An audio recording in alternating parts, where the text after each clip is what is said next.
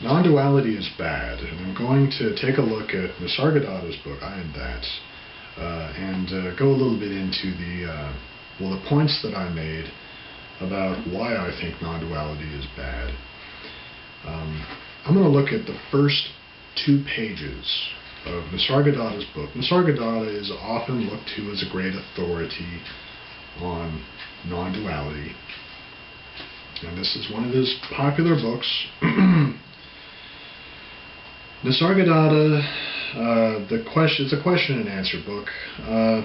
Nisargadatta begins by answering the question that is, the questioner says, it's a matter of daily experience that on waking up the world suddenly appears. Where does it come from? And Nisargadatta answers, before anything can come into being, there must be somebody to whom it comes. All appearance and disappearance presupposes a change against some changeless background.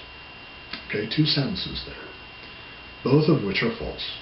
Let's take a closer look. First, he says, before anything can come into being, there must be somebody to whom it comes. No, because the Earth, was spinning itself into being billions of years ago, and it wasn't spinning itself into being for someone. I mean, there was no one to whom the Earth was spinning itself into being billions of years ago.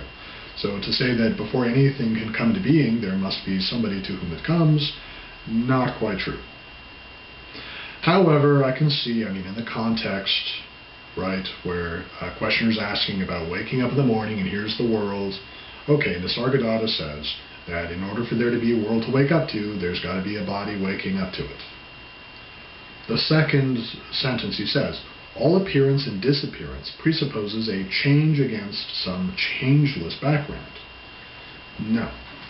I can recognize an appearance or disappearance in contrast to a changing background. It doesn't have to be changeless. To deposit some sort of absolute changeless background, he's setting up an argument here. If he can hook you with the first point there, then he's going to get you in position for the points that are going to come later down the page.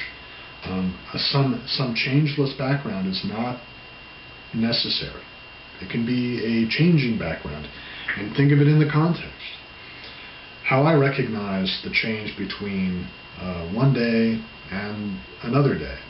How I recognize the distinction between waking and sleeping.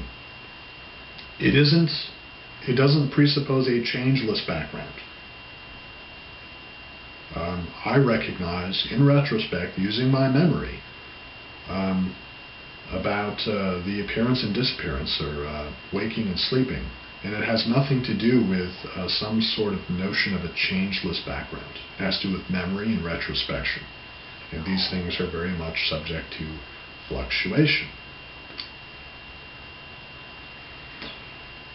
Further down the page, Nisargadatta says, and he puts this into the form of a question, he says, and on waking up, was it not the sense I am that came first? I challenge you to do this experiment yourself, to gather evidence for yourself, to find out firsthand, is this true or false? I'm going to repeat the assertion. Nisargadatta says, and on waking up, was it not the sense I am that came first? No. When I wake up in the morning, the sense I am does not come first.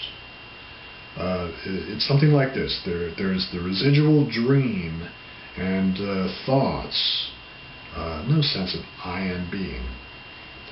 The eyes open, sensations are received, the room, the tactile sensation of the blankets. Only after a sufficient number of these sensations and perceptions occur is there a sense of I am being.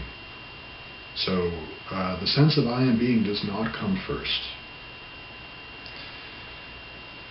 Further down, Nisargadatta says, don't you see that all your problems are your body's problems? Food, clothing, shelter, family, friends, name, fame, security, survival. All these lose their meaning the moment you realize that you may not be in your body. So here he's again. He's further setting up this argument, this proposition that we've already begun to lay a basis for about a reference to a changeless background, the reference to the I am being that somehow is the first sense that arises. Does the sense of I am not come first? It doesn't. A changeless background against which appearances and disappearances occur. A being to whom other things come into being. Not necessarily, but see, we're setting up an argument, which I'm going to make explicit in just a moment with a couple more quotes here. Further at page 2, Nisargadatta goes on to say,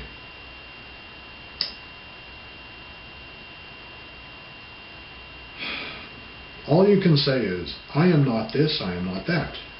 You cannot meaningfully say, this is what I am. It just makes no sense. What you can point out as this or that cannot be yourself. Surely you cannot be something else. You are nothing perceivable or imaginable. So he's saying, what you can perceive can't be you.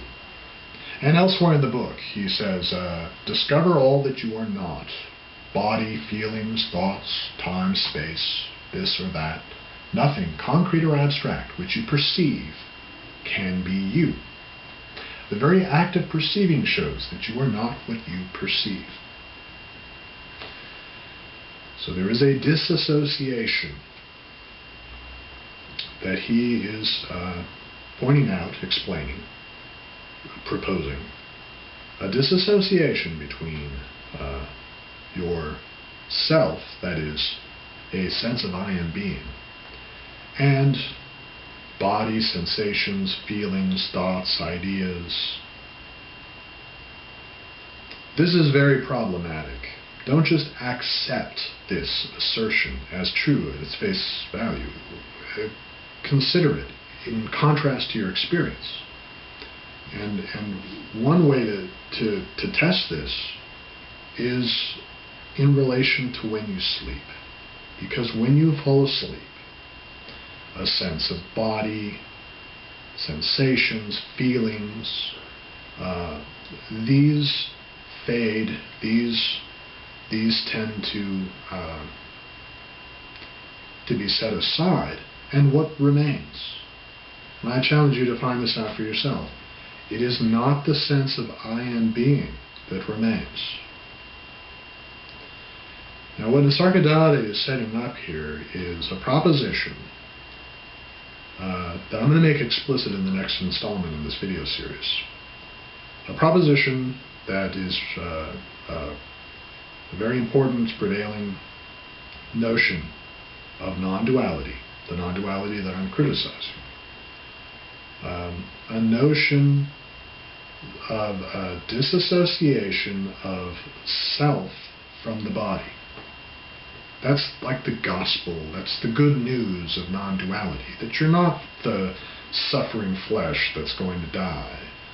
I mean, on the cover of the book, here it is, he says, once you know that death happens to the body and not to you, you just watch your body falling off like a discarded garment. Understand, of course, he is not speaking from experience. He hasn't died. This is theoretical. But that's the promise.